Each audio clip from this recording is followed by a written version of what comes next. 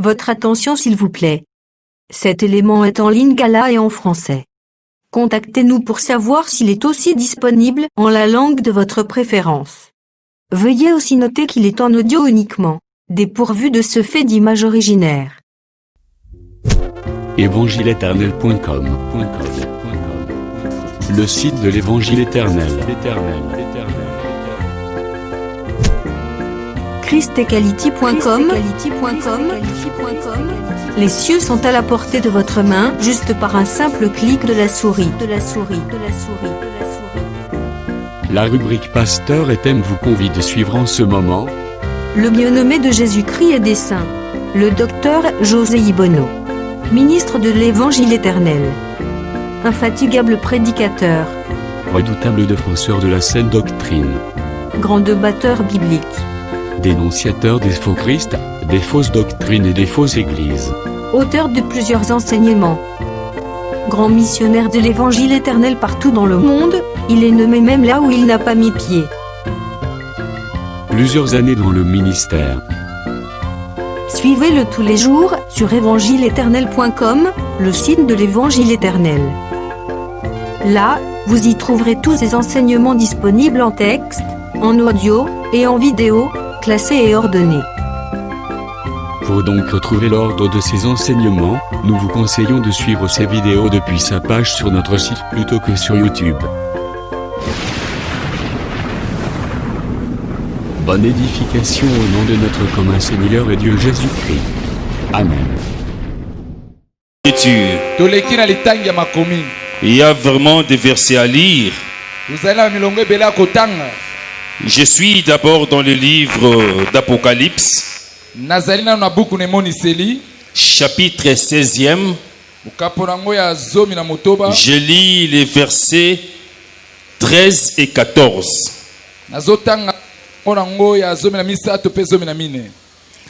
Je lis au nom de Jésus-Christ. Et je vis sortir de la bouche du dragon, et de la bouche de la bête et de la bouche du faux prophète,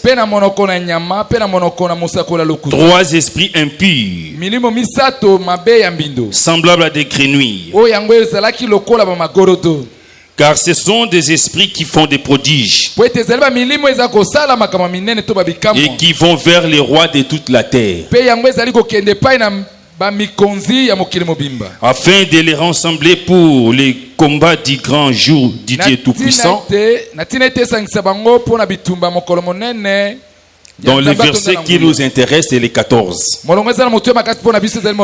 Je réponds, car ce sont des esprits des démons qui font des prodiges et qui vont vers les rois de toute la terre, afin de les rassembler pour les combats du grand jour du Dieu Tout-Puissant. Je prends le verset 16e. Ils les rassemblèrent dans le lieu appelé en hébreu Armageddon.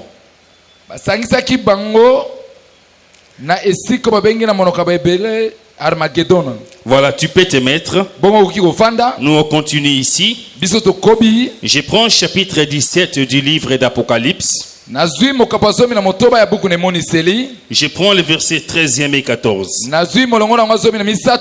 Il faut les noter quelque part, tous ces passages. Ils ont un même dessein. Et ils donnent leur puissance et leur autorité à la bête. Ils combattront contre l'agneau. Et l'agneau les vaincra. Parce qu'il est le Seigneur des seigneurs et le roi des rois. J'aime beaucoup ces passages. Parce qu'il est le Seigneur des seigneurs et le roi des rois. Et les appelés, les élus et les fidèles qui sont avec lui les vaincront aussi. Est-ce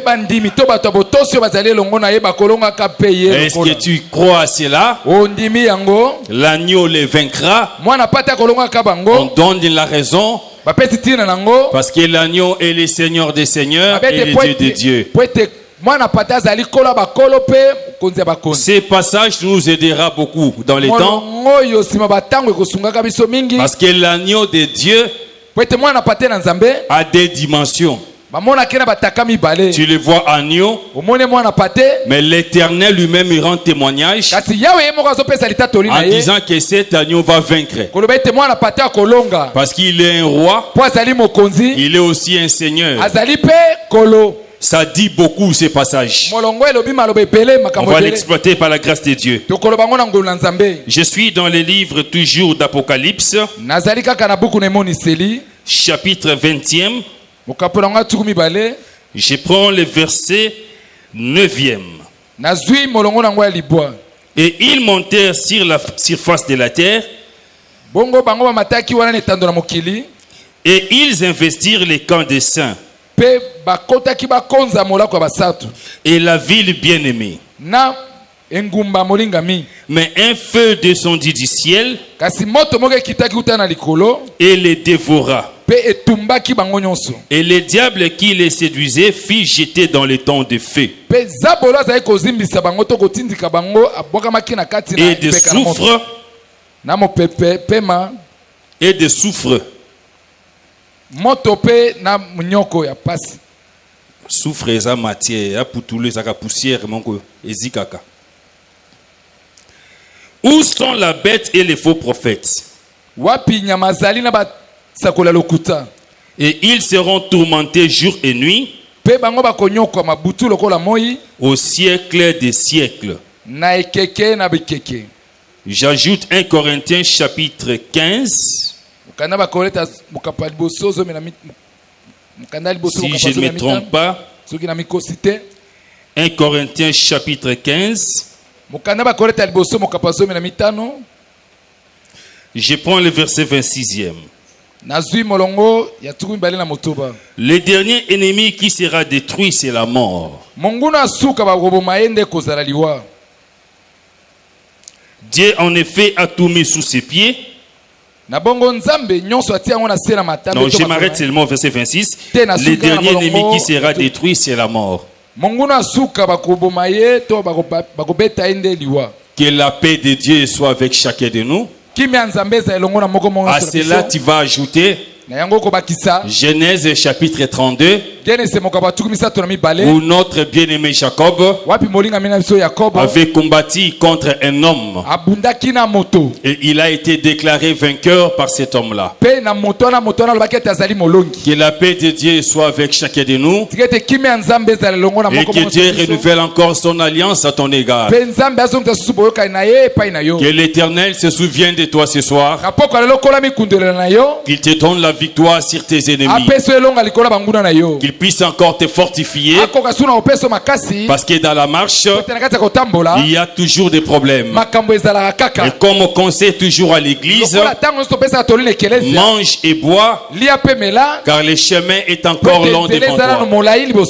Tu ne sais pas ce que l'ennemi prépare contre toi. Et tout ce que Dieu te donne, pendant que tu as de la force, mange et bois. Parce que ton ennemi n'est pas encore lié. Voilà, nous nous efforçons d'aller mollo mollo par la grâce du Seigneur, de dire ces choses, non pas dans le but d'épater quelqu'un ou de chercher à convaincre à tout prix quelqu'un, non. Nous disons ces choses dans le but d'édifier le corps du Seigneur. Que toi tu sois édifié, que tu sois réellement bâti dans la foi, de sorte que dans la marche, dans ta vie de tous les jours, que tu ne sois plus un enfant emporté par des vents de doctrine. Celui qui est suffisamment enseigné, celui en qui la parole demeure. Aucune doctrine n'a plus de capacité de l'emporter. Il devient un homme fait Il devient un juge. Il devient un homme puissant. Ainsi, il va demeurer devant le Seigneur jusqu'au jour où le Seigneur viendra. J'avais dit que prêcher l'évangile, c'est aussi faire des voyages. Nous venons de quelque part pour aller quelque part. Et dans toutes les étapes que nous sommes en train de franchir, nous n'avons qu'un seul souci: de montrer Dieu dans les choses qui sont écrites ici. Parce que Paul nous dit ceci, que toute écriture est inspirée de Dieu. Comme c'est écrit, nous les ministères, nous avons l'obligation de toucher à ces écritures, mais chacun selon la grâce que Dieu lui a faite. Voilà pourquoi je t'ai dit, n'oublie pas d'où nous sommes venus. Première visitation, la deuxième visitation, la troisième visitation, que je voudrais par la grâce du Seigneur, pour laquelle je voudrais mettre un point virgule pendant cette semaine, de sorte que si Dieu nous fait grâce d'être encore là, que la semaine prochaine nous puissions aborder la quatrième visitation, où cette fois-là notre bien-aimé Abraham verra l'éternel Dieu comme ça, face à face, l'homme appelé Melchisedec. Et dans cela nous allons exploiter beaucoup de choses. On va également toucher les généalogies dans cet homme-là, dans la vie de l'église, aussi dans ta vie à toi telle que tu es là. Donc nous allons toucher beaucoup d'aspects par rapport à l'homme Melchisedec et aux événements qui vont se suivre pendant cette quatrième visitation. Alors la fois passée nous avons dit quelque chose, parce que nous sommes au niveau où nous sommes en train de voir l'homme Abraham, un homme de révélation, un homme qui écoutait la voix de l'Éternel, un homme qui recevait des visions de Dieu. Mais quand son frère est fait prisonnier, il y a un autre aspect qui se démontre dans lui. Non seulement qu'il avait des révélations, mais cet homme Abraham fut aussi un combattant. Voilà pourquoi j'avais dit le dimanche, des fois les problèmes dans la marche vont te permettre de découvrir Dieu dans sa force et dans sa puissance. S'il n'y a pas de combat, tu ne vas pas découvrir la grandeur de ce Dieu dans ta vie. J'ai dit dans ta vie. Dans les Écritures, tu sais qu'il est puissant. Mais il faut que dans ta vie, tu expérimentes combien Dieu est puissant. Par rapport à tes problèmes, par rapport à tous tes combats. Et nous avons montré ceci. Comme cet homme Abraham a combattu, lui étant l'image de Dieu, en ce temps-là, tout ce que lui faisait en réalité n'annonçait que les choses à venir. Le combat d'Abraham pour délivrer l'autre annonçait un combat à venir, que l'éternel Dieu viendra un jour pour délivrer aussi l'autre. Parce que je peux te dire, dans une certaine dimension, que Adam aussi, il était aussi Lot. Amen. Du fait qu'il était tombé dans les péchés, il était déjà prisonnier du péché. Dès que Dieu a vu cela, il devait résoudre dans son cœur, raisonner lui-même comment un jour venir pour délivrer cet homme-là. Donc Dieu ne faisait que répéter des choses. Il parlait de la même chose à plusieurs reprises et de plusieurs manières. Voilà pourquoi, comme nous avons touché l'aspect vengeance, d'Abraham, nous touchons maintenant l'aspect combat. Le combat de l'Éternel. Parce que nous savons que véritablement, c'est lui qui doit combattre pour son peuple. Ce n'est pas un prophète. C'est lui qui devait combattre pour ta vie. En réalité, ça ne devait pas être Moïse. C'est lui qui devait combattre pour ta vie. Ça ne pouvait pas non plus être Jean-Baptiste. Le vrai combattant de ta vie devait être l'Éternel Dieu lui-même.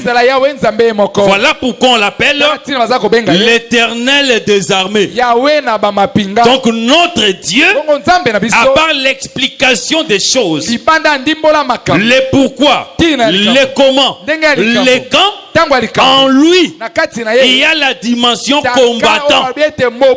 Amen. Voilà pourquoi je dis encore que dans ta vie, l'Éternel s'élève comme Judas. Qui s'élève comme Judas dans ta vie. Qui s'élève comme Judas dans ta vie. Afin que toi tu remportes la victoire sur tous les petits ennemis qui sont en train de dévorer ta vie. Amen. Mais écoutez frère, comme nous parlons de combat, dans la Bible, il y a combat, il y a combat, il y a combat. Parce que sans combat, nous sommes tous convaincus qu'il n'y a pas de délivrance. Sans combat, Lot ne pouvait pas être délivré. Mais dans cette Bible que toi tu tiens là-bas, il y a combat, combat et combat. Par rapport à l'Éternel et Dieu lui-même. Raison pour laquelle, je m'excuse, nous avons lu des Écritures, notamment dans les livres d'Apocalypse, chapitre 16e. Là, l'Éternel Dieu est en train de montrer une chose. Parmi les événements qui sont dans les livres d'Apocalypse, d'abord je vais aider les frères, beaucoup plus les frères. Les livres d'Apocalypse, l'ordre de succession des chapitres n'est pas l'ordre dans l'accomplissement des événements. Est-ce que tu me saisis, frère? La succession des chapitres n'est pas égale à la succession des événements. Non. Dès que tu vas lire les premiers chapitres, on dit voici il vient sur les nuées. Tout est il le verra. Cet événement là ne viendra que plus tard, quand l'Éternel Dieu va descendre pour régner comme étant le roi des rois et le seigneur des seigneurs. Donc ce livre, c'est comme un puzzle, un jet de mots comme ça. Maintenant le rôle de l'esprit, c'est prendre chaque événement et le mettre à sa place. Retiens bien ce que je te dis, frère. Amen. Maintenant, qu'est-ce qu'on remarque? Dans le chapitre 16e, là on est au niveau des sceaux, et précisément au niveau des coupes ou des fléaux. Parce que l'Éternel Dieu devait venger son peuple. Il devait frapper les nations de la terre. Du fait qu'ils ont touché à Jacob, du fait qu'ils ont touché à son peuple, l'Éternel ne peut pas rester bras croisés. Amen. Vous savez comment Dieu travaille. Quand l'ennemi s'élève, il te cogne, tu encaisses des coups, l'Éternel peut rester calme, comme s'il ne voit pas. Mais je te dis qu'il est en train de voir. Il s'élève au temps convenable, au temps fixé par lui-même. L'Éternel Dieu va s'occuper de ton ennemi. Ce temps-là ne dépend pas de toi. Le temps où Dieu s'élève pour tirer vengeance de toi sur tes ennemis ne dépend que de lui seul. Et tout ce que Dieu te demande, c'est quoi? Si le combat est là, toi continue seulement à crier. Continue à crier. Continue à crier. Au temps convenable, ton ennemi va tomber devant toi. Est-ce que tu me saisis, frère? Il faut arrêter avec ces prières-là. De 17e riz. Éternel mon Dieu, mon roi. Boma Batouana. Non, c'est pas ça la bonne prière. Il faut même avoir l'esprit d'Étienne. Amen. Étienne, pendant qu'on les tuait, pendant qu'on les persécutait, lui demande la miséricorde. Il dit que Seigneur pardonne à ces gens, car ils ne savent pas ce qu'ils sont en train de faire. La prière d'Étienne, c'est une prière modèle. Quand tu es devant les ennemis, demande la miséricorde de Dieu. Ce que Dieu fera ne dépend que de lui-même. Mais ta part à toi, c'est demander seulement la faveur. Éternel mon Dieu, tu vois mon ennemi qui s'élève contre moi, pardonne-le Seigneur, car il ne sait pas ce qu'il est en train de faire. Amen. L'Éternel s'élève au temps convenable. Amen. Un jour l'Éternel s'élèvera pour ta vie. Garde silence. Continue à prier. Persévère dans les choses de Dieu.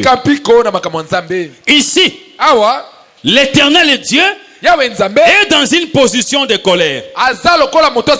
Il commence à frapper. Il commence à frapper. On arrive au niveau du 6e. De la 6e coupe. Si je ne me trompe pas. Quand on verse cette coupe-là, il y a quelque chose qui se passe sur la terre. Jean dit ceci, il vit sortir de la bouche du faux prophète, il y avait des esprits, et de la bouche de la bête, et de la bouche du diable, il dit des esprits qui en réalité travaillent avec les rois de ce monde. Quand on dit les rois de ce monde, ce sont les dirigeants de la terre. Est-ce que tu me saisis bien l'église? Tous les dirigeants de la terre, pour régner dans ce monde, ils fléchissent les genoux devant le diable. Que tu les veilles ou pas, nous l'église, nous croyons à ce qui est écrit. Voilà pourquoi nous répétons encore, un homme de Dieu ne peut pas faire la conquête pour diriger ce monde. Parce que pour diriger ce monde, la prophétie a déjà parlé que ces trois esprits-là travaillent avec les rois du monde. Est-ce que tu me saisis, frère? Voilà pourquoi si tu vois quelqu'un aimer la politique, je te dis même plus tard, Dieu, l'oiseau ailé, le Saint-Esprit vous ouvrira les yeux pour les voir spirituellement. Parce que le pouvoir de ce monde, c'est entre les mains du diable. Amen. C'est ce qui est écrit dans la prophétie. Mais seulement remarque ici, lorsque ces esprits-là sont sortis, on dit qu'ils sont partis rassembler les rois, les armées de ce monde pour les jours du grand combat. Amen. On parle d'un grand combat de l'Éternel Dieu. Et les lieux où il va les rassembler, on l'appelle en hébreu Armageddon. Amen. C'est un terme qui est là dans la Bible. Chapitre 16 du livre d'Apocalypse. Ça, c'est un combat que nous sommes en train de découvrir là. Et c'est un combat qui appartient à l'Éternel. Est-ce que tu me saisis, frère?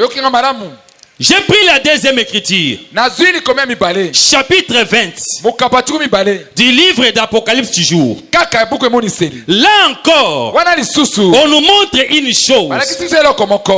que les diables, parce que avant le millénium, avant que le Seigneur commence à régner dans ce monde pendant 1000 ans, parce que je te dis que nous allons régner dans ce monde pendant 1000 ans. Une seule condition, garde blanche ta robe. Amen. Tu prendras part à cette fête-là avec Jésus-Christ comme étant le roi des rois et le Seigneur des seigneurs. Mais avant cette fête-là, la Bible montre un événement. C'est que l'Éternel Dieu va envoyer un ange puissant qui va descendre du ciel. On dit avec une chaîne. Il va enchaîner les diables. Ce sont des symboles. Amen. Amen. Ce sont des symboles. Ne pense pas à une chaîne matérielle comme ça, non. De même, quand Jésus vous dit, je détiens les clés de David, ce n'est pas ce qu'on a représenté là-bas à Rome. On a mis la statue de Pierre avec des clés, non. De même, quand Jésus dit, j'ai les clés de la mort et du séjour des morts, ce n'est pas des clés physiques. Est-ce que tu me saisis, frère? La clé en ce moment-là ne parle que du pouvoir et de l'autorité que Jésus a sur la mort et sur le séjour des morts. Est-ce que tu me saisis bien, l'église? Mais remarque, frère, on dit qu'un ange va descendre du ciel et il va prendre Satan qui séduit la terre entière. Il va les lier. Est-ce que tu me saisis bien? Il va les lier. Il va les mettre en prison pendant 1000 ans. Et les 1000 ans pendant lesquels le diable est en prison correspondent aux 1000 ans pendant lesquels Jésus est en train de régner dans le monde comme étant le roi des rois et le Seigneur des seigneurs.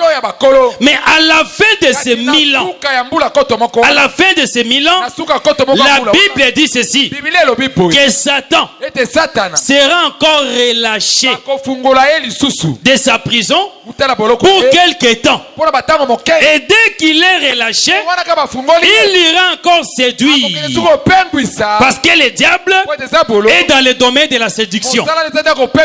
Il va encore séduire les rois de la terre. Il va encore les rassembler pour une guerre contre la ville sainte. Mais cette fois-là, on va parler de Gog et Magog. Là encore, c'est un combat de l'Éternel. Est-ce que l'église me saisit, frère? J'ai pris ces deux combats-là parce que quand il va lire les prophètes, l'Éternel est Dieu. Au temps des prophètes, il avait déjà annoncé ces choses-là, que Jérusalem sera assiégée, sera entourée par les amis, les ennemis, et un feu va descendre du ciel pour consumer les ennemis. Mais l'Éternel dit que c'est lui qui va consumer ces ennemis-là. C'était déjà là-bas. Ce que j'en vois sur l'île de Patmos n'était qu'une répétition sous une autre forme des visions que les prophètes avaient déjà reçues là-bas sur les combats de l'Éternel. Pourquoi j'ai dit cela? Parce que quand vous allez lire le père Abraham, parce que le combat commence avec lui, du fait que Lot était dans la prison, j'ai dit qu'il est devenu un combattant. Abraham, il va changer de nature. Il va prendre l'épée, il va prendre les bâtons pour aller délivrer son bien-aimé. Mais remarquez la faiblesse. La faiblesse de l'Ancien Testament ou encore de l'ombre. La faiblesse c'est quoi? C'est que l'ombre, comme Paul l'explique, il dit ceci: l'ancienne alliance porte l'ombre des choses à venir et non pas l'exacte représentation des choses. Retiens bien cela. L'ombre des choses à venir et non pas l'exacte représentation des choses. Ce qui veut dire que quand il lit l'ombre, tu ne verras pas la chose arriver textuellement dans le corps tel que c'était vu dans l'ombre là-bas. Je donne un exemple simple. Les frères de Joseph, pour les vendre en Égypte, ils l'ont d'abord pris, ils l'ont jeté dans la citerne. La citerne est là, c'est l'image du séjour des morts. Amen. Parce que Jésus dans le corps, avant de venir chez nous en Égypte, il doit d'abord passer par le séjour des morts. Il doit descendre là-bas et sortir. Mais là-bas dans l'ombre, vous allez remarquer que dans les puits, Joseph n'a pas fait 3 jours. Si tu as l'écriture, tu me donnes. Il n'a pas fait 3 jours. Il est resté quelque temps. Et quand l'aîné est venu, on l'a sorti. Mais ce qui se passe là, c'est l'image véritable des choses qui vont arriver avec le temps. Mais dans le corps véritable, quand la chose arrive, on voit Jésus descendre dans les séjours des morts et il y fait 3 soirs et 3 matins. Est-ce que tu comprends un peu la faiblesse de l'ombre? Est-ce que tu as ce que je veux dire? L'ombre n'est pas la représentation exacte de la chose, mais nous aide à avoir l'idée sur le message que Dieu veut donner. Est-ce que l'église me saisit, frère? Voilà pourquoi je dis, avec Abraham, on l'a vu combattre une seule fois. Comme j'ai dit, il a combattu une seule fois et l'autre était délivré.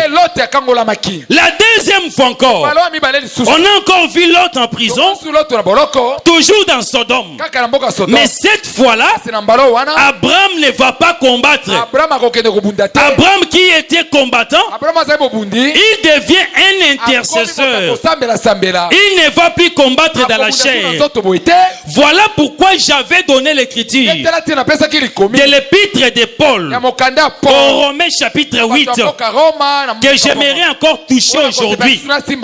Parce que dans cette épître là, le frère Paul, quand il l'écrit, la Bible dit c'est poussé par l'esprit que les prophètes ont écrit de la part de Dieu. Voilà pourquoi je dis que le frère Paul, pendant qu'il écrivait son épître aux Romains, c'était le Saint-Esprit qui lui dévoilait des choses. Et la manière dont Paul, je prends cette écriture s'il vous plaît, Romains chapitre 8e. Voilà, j'y suis. Il dit ceci, le verset 33, qui acquisera les fils de Dieu, les élus de Dieu, pardon. C'est Dieu qui justifie. Ce qui veut dire pour toi, comme instruction, tel que tu es là, personne au monde ne peut te condamner. Est-ce que tu me saisis l'église? Tel que tu es là, même si tu succombes dans un péché, dans une faiblesse, le diable n'a plus le pouvoir de t'accuser. Parce que quand je succombe dans une faiblesse, là dans les lieux très saints, il y a les sangs qui parle à ma faveur. Qui accusera les élus de Dieu?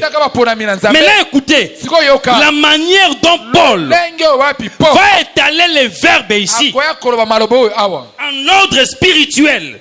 Il dit ceci, verset 33, Qui accusera les élus de Dieu? C'est Dieu qui justifie. Est-ce que tu crois cela, ma soeur? Que Dieu te justifie devant tes ennemis. Amen. Parce que les gens s'élèveront toujours pour te condamner. Même quand tu vas tomber dans un péché, les hommes seront toujours là pour te condamner.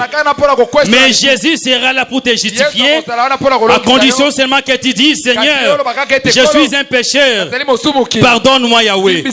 Personne ne va te condamner.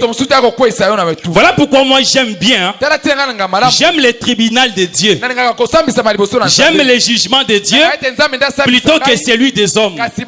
Parce que quand les hommes te jugent, il peut avoir des partis pris, mais l'Éternel Dieu, quand il te juge, il n'a pas de parti pris. Tout ce qu'il te demande à toi, pécheur, répands-toi et moi je te justifie. Amen. La repentance, c'est une arme efficace que tu dois tenir dans la marche. La repentance déclenche la puissance de Dieu. Voilà pourquoi l'Écriture dit que la repentance, c'est pour les enfants de Dieu. Si tu n'es pas enfant de Dieu, tu n'auras pas cette nature-là. Justification. Mais un Élie se prosterne. Il s'incline quand il est faible. C'était juste une exhortation. Christ est mort. Amen. Qui le condamnera? Il prend le premier verbe ici. Écoutez très bien. Parce que pour devenir intercesseur, il y a des étapes à franchir. Abraham ne pouvait pas devenir intercesseur si les choses que Paul écrit ici ne s'étaient pas retrouvées dans sa vie. C'est ça ma démarche que je suis en train de faire ici. Écoutez bien Paul. Qui le condamnera? Il dit Christ est mort. Donc le premier verbe ici, c'est mourir. Est-ce que tu me saisis, frère? Tu me saisis bien? C'est mourir. Je continue. Il dit encore. Et bien plus, il est ressuscité. Ce qui veut dire il a vaincu la mort. Est-ce que l'église me saisit bien dans cette démarche? Abraham aussi a connu ça. Parce qu'entrer dans le camp de l'ennemi, c'est déjà se livrer à la mort. Amen. Du fait qu'il est entré dans le camp des ennemis, c'était déjà la mort d'Abraham. Je vais appeler une écriture. C'était avec David. Un jour David avait soif. Amen. Il voulait boire de l'eau d'une citerne. Mais la citerne là était du côté des ennemis. Les ennemis en armes étaient là. David s'est dit, il cherchera pour moi de l'eau de cette citerne là. Et parmi ces vaillants se sont levés, ils sont entrés dans les camps là-bas. Ils sont revenus. Quand David a vu l'eau, il a dit que cette eau, c'est le sang de ces hommes-là. Est-ce que tu me saisis, frère? Donc dans la Bible, si quelqu'un entre dans le camp de l'ennemi et tu le vois sortir, interprète seulement, il était mort et il est revenu à la vie. Est-ce que l'église me saisit, frère? Bien plus il est ressuscité. De même Abraham, il est entré dans les camps des 4 rois et il est sorti vainqueur. Parce que dans les camps de l'ennemi, c'était l'épée qui régnait. C'était la mort qui était là-bas. Mais l'esprit de l'immortalité était sur le père Abraham. Il est entré là-bas, il est sorti vainqueur. Est-ce que tu me saisis, frère? Je continue. Et il est à la droite. Amen. Quand on dit la droite de Dieu, c'est la gloire de Dieu. La droite de Dieu, c'est Dieu dans sa position de force et de puissance. Parce que quand on entre là et qu'on sort vainqueur, en réalité, on doit chanter pour toi que tu es un homme puissant, tu es un vainqueur. C'est ce qui était arrivé avec David dans son temps. Je continue. Maintenant, il ajoute les derniers verbes. Il dit et il intercède. Ici, Paul ne pouvait jamais commencer en disant que Jésus intercède et à la fin dit que Jésus était ressuscité. Non. Est-ce que tu me saisis, l'église? Donc, pour que les sangs, parce que quand on dit intercède, en réalité c'est quoi? Il est en train de dire quoi? Que le sang de Jésus est en train de crier. De même que le sang d'Abel, lorsque son sang tomba, l'Éternel a entendu la voix du sang d'Abel. C'est ce qui l'a amené en jugement contre Caïn. Où est ton frère? J'ai entendu la voix. Les sangs parlent. Dans les sangs, il y a tout un cri. Mais pour Caïn, pour Abel, pardon, son sang demandait quoi? La condamnation pour son frère. Cependant, le sang de Jésus pour l'Église est en train de nous justifier. Voilà pourquoi Paul, lorsqu'il écrit cela, il dit qui va nous condamner? Qui peut me condamner? Parce que là-bas dans les lieux très saints, le sang de Jésus est en train de parler. Et il ajoute, le sang de Jésus parle mieux que celui d'Abel. Mais pour que le sang parle, il y a d'abord la mort qui doit être constatée. Voilà pourquoi dans notre démarche, nous sommes en train de montrer que pour qu'Abraham revête la qualité d'intercesseur, pour Lot, il a d'abord combattu lui aussi. Amen. Il a combattu dans la chair. Il est entré dans les camps de l'ennemi. Comme l'immortalité était sur lui, Abraham est sorti vainqueur. Comme il est sorti vainqueur, qui pouvait encore condamner l'autre? Parce qu'Abraham a vécu. Et je me réjouis dans le Seigneur parce que le véritable Abraham est dans ta vie. Amen. Plus de condamnation pour toi. Plus de condamnation pour ceux qui sont en Jésus. Parce que Christ est mort et il est ressuscité pour toi. Même si le monde siège dans les ténèbres, même si tous les sorciers se rassemblent pour te condamner du fait que Jésus est entré dans leur camp, il est sorti victorieux, plus de condamnation pour ta vie. Ces choses dont Paul parle ici doivent te fortifier dans la foi. Quand il est lit, même chez toi à la maison, il faut que tu te sentes fortifié. Que moi tel que je suis là, parce que je te dis, tango bando ki basanganaka, ba kondanaka kesili. Amen. Est-ce que aussi mbanga, hier kobo tate na vinae. Amen. Amen. C'est ça les paroles de tes ennemis. Mais du fait que Jésus a vaincu, ces paroles-là ne peuvent pas avoir des effets sur ta vie. Est-ce que tu crois cela, ma soeur? Les paroles de Dieu doivent avoir de l'ascendant sur les paroles de tes ennemis. Les paroles de Dieu, il faut les placer en pole position. La position la plus élevée.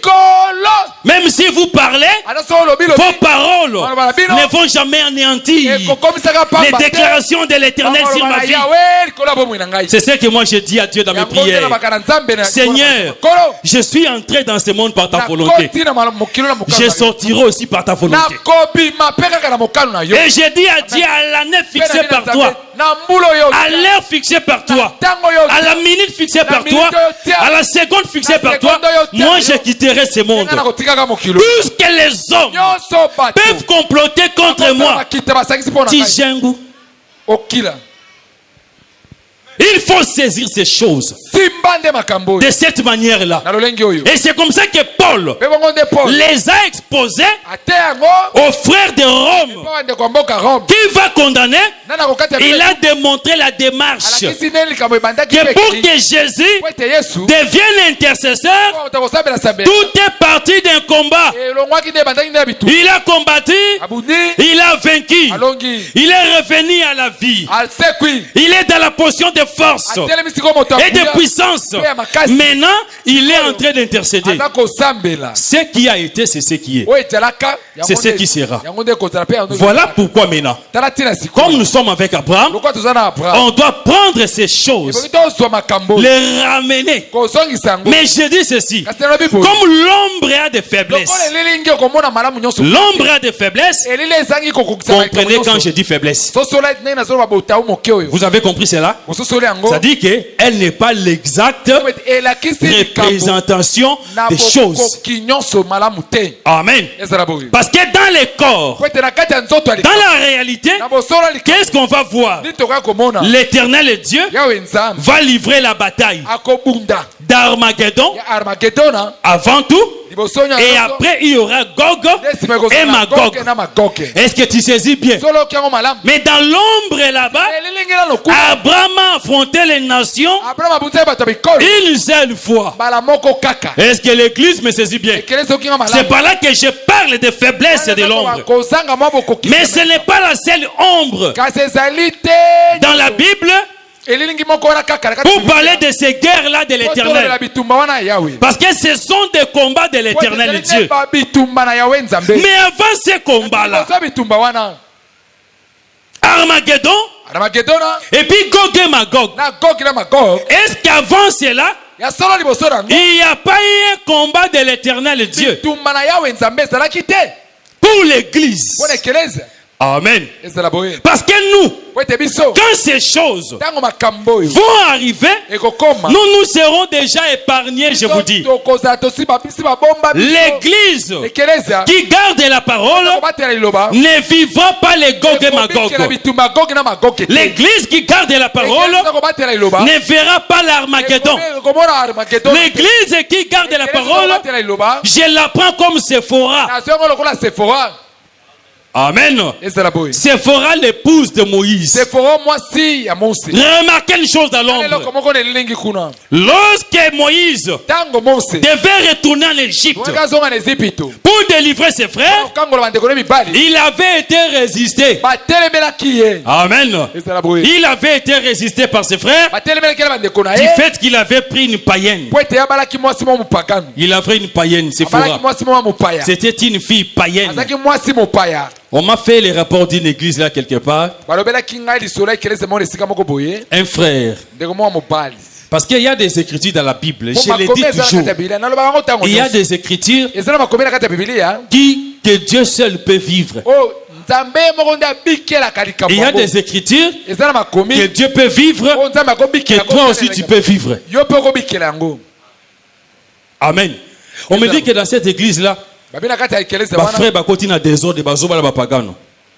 Ce qui a une église allez pasteur a salé l'écriture, ça va trop ça l'écriture ce qui m'ont eu la guerre, azimo pagano mon colonel Tumba. Je vous dis frère, église est comme à Sodome na Gomorrhe. Il y aura confusion dans l'église.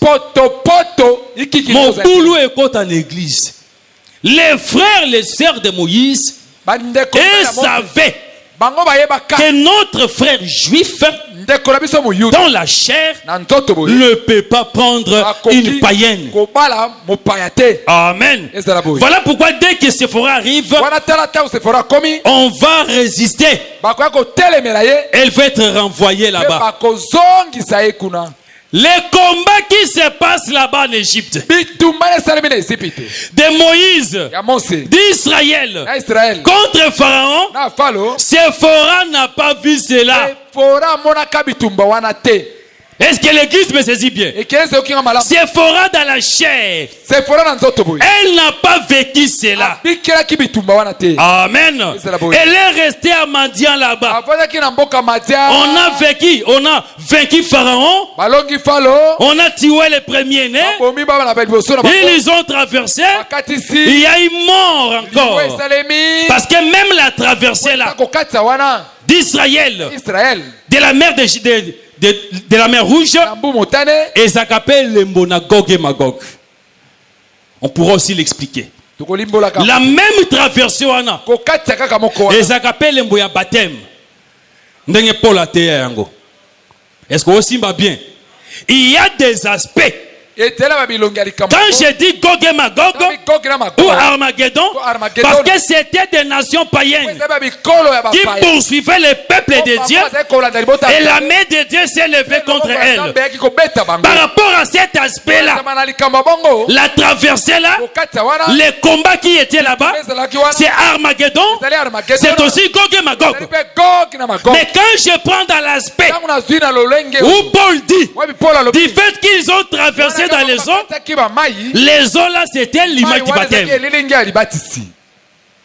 Est-ce que tu comprends la Bible? La Bible a des aspects.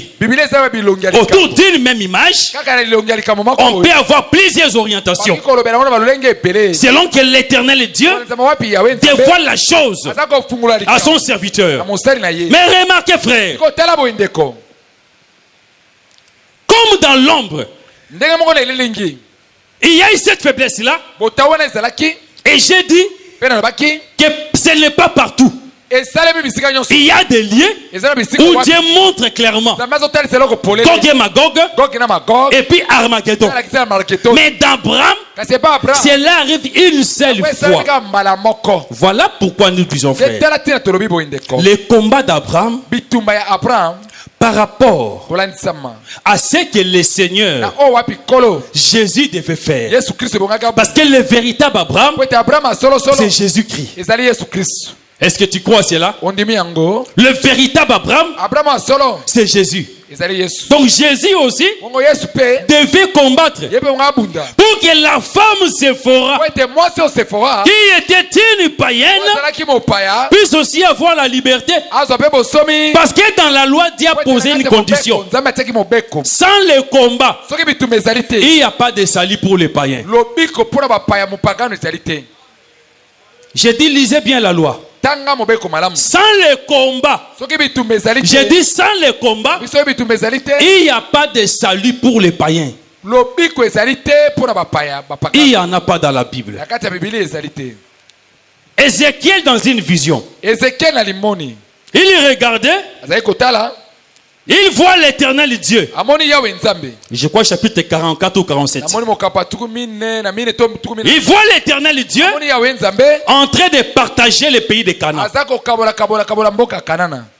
Mais contrairement à ce qui était fait avec Josué, cette fois-ci, la Bible dit que l'ange qui parlait dit ceci: vous allez partager le pays entre les 12 tribus d'Israël, mais aussi avec l'étranger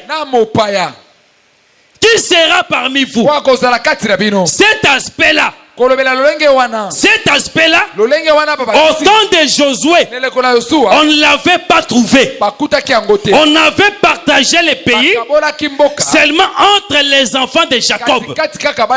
Mais Ézéchiel verra une autre dimension, que l'étranger qui sera là, lui aussi aura une portion de terre.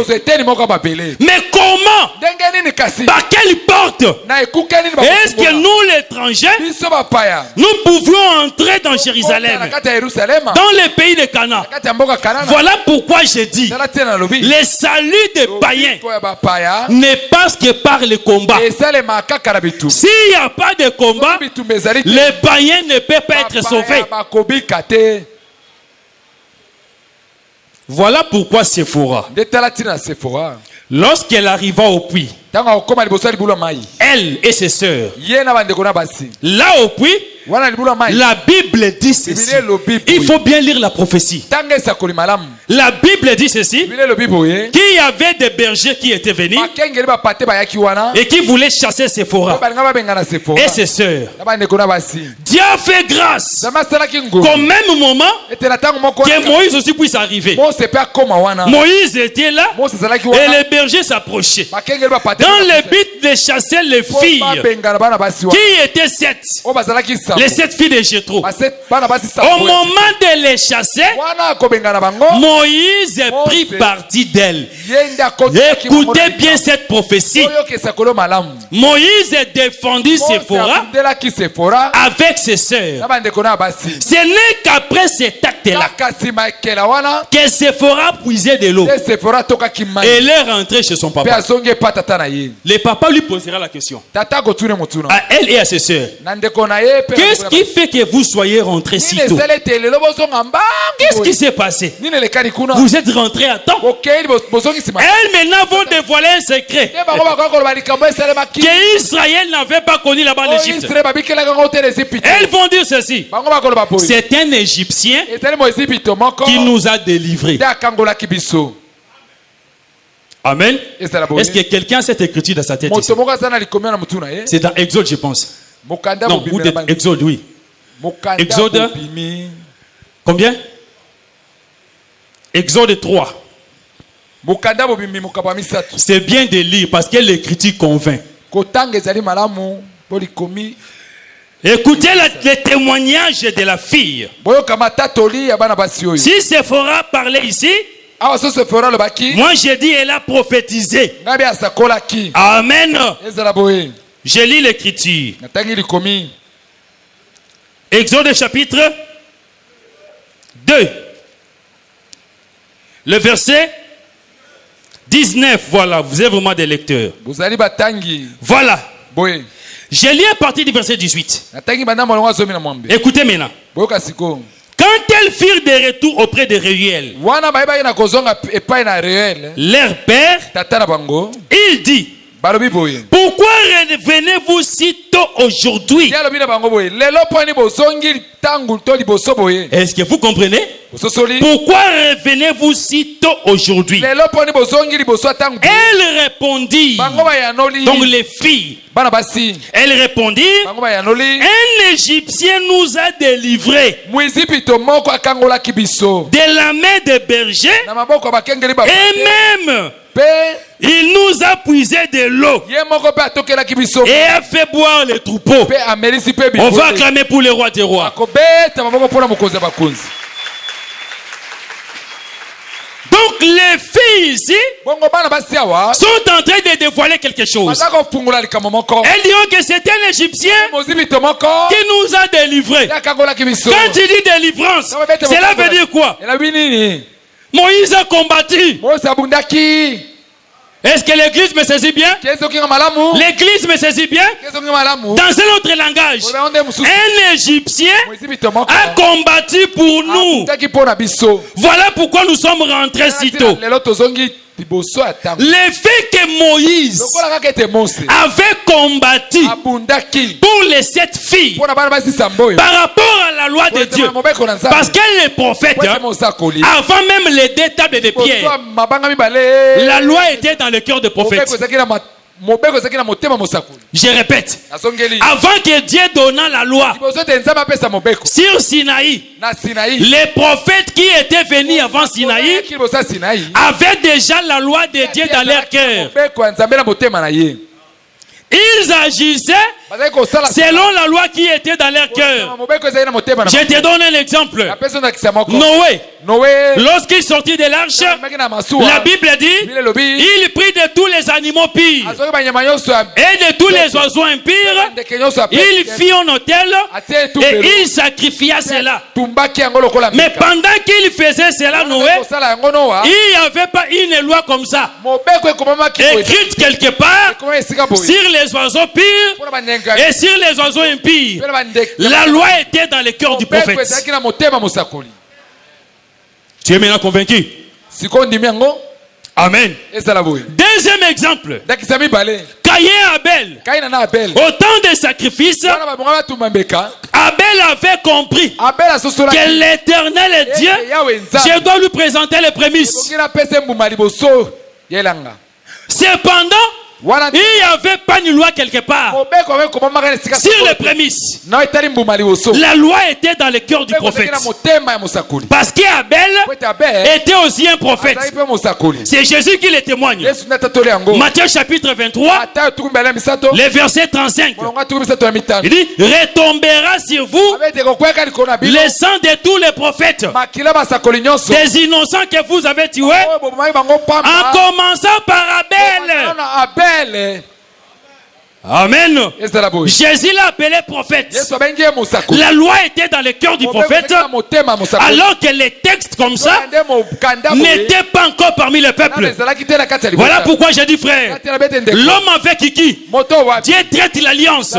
Il écrit la loi dans son cœur. Que la loi de Dieu soit écrite dans ton cœur. Que Dieu écrive sa parole dans ton cœur. Là, même si tu te déplaces, même si tu vas au loin, tu agiras conformément à la loi qui est écrite dans ton esprit. Il faut atteindre cette dimension-là. Amen. Un jour, j'ai découvert un ministre faible comme un fidèle.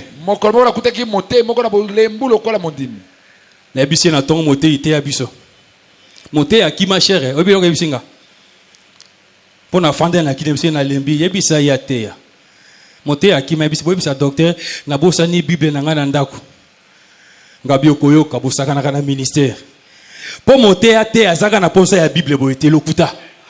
Moi je ne crois pas ça. Jésus n'a pas touché les rouleaux partout.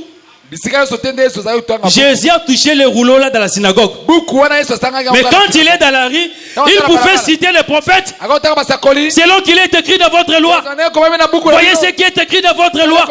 Il appelait des prophètes parce que la loi était dans son cœur. Il portait tous les prophètes dans son cœur. J'échange de prédicateur. Donnez à l'autre là aussi. Dites au docteur, moi aussi j'ai oublié ma Bible.